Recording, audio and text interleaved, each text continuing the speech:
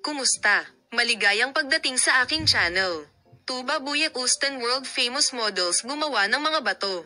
Lumitaw ang Tuba Buyak Usten Paris Fashion Week. Ang magagandang manlalaro na nakasisilaw sa kanyang ilaw at kagandahan ay nakakaakit ng malaking pansin sa pindutin. Ang sikat na aktor na si Tuba Buyak Usten, na nakatira sa Paris, France, ay sumali sa Paris Fashion Week kasama ang kanilang mga anak na babae.